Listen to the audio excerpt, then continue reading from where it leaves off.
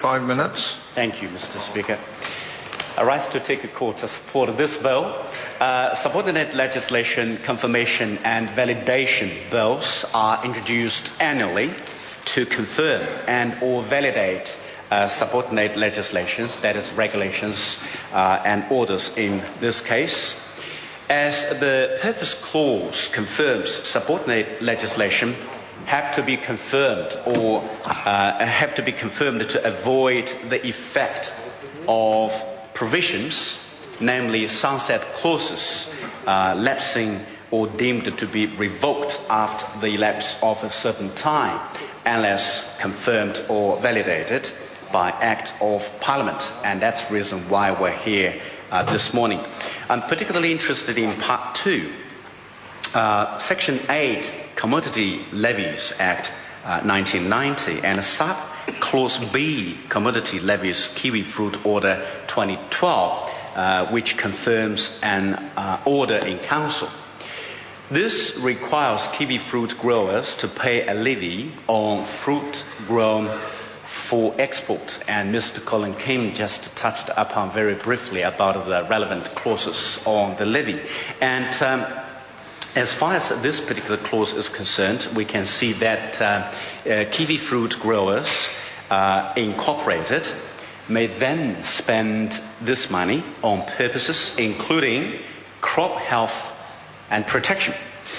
But what this bill doesn't say, or what the stories behind this, is that spending money on crop health and protection would be too little and too late, because the horse has already bolted.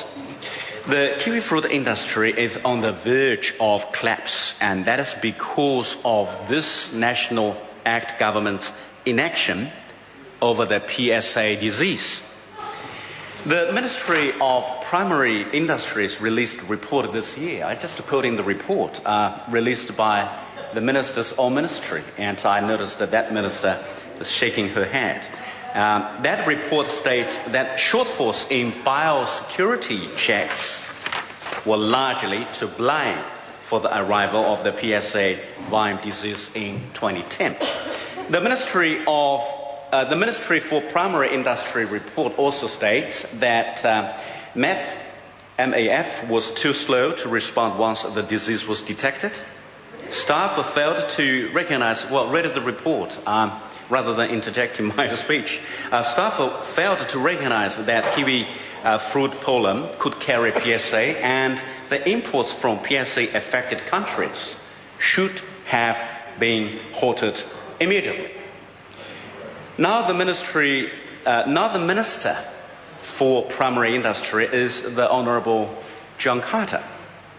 It was his ministry that produced this report. So now, Mr. Speaker, we have an industry that is virtually a basket case because of the government's inaction. Kiwi fruit orchards that were worth as much as $400,000 a hectare are now worth as little as a tenth of that. The growers say that this government needs to take a responsibility for the outbreak and help get the growers back on their feet. But the Honourable David Carter is washing his hands, and not to blame him, because collectively this National and Act government has been taking a hands-off approach. Thank you, Mr. Speaker. Very true. Mr. Speaker. Stephen Browning.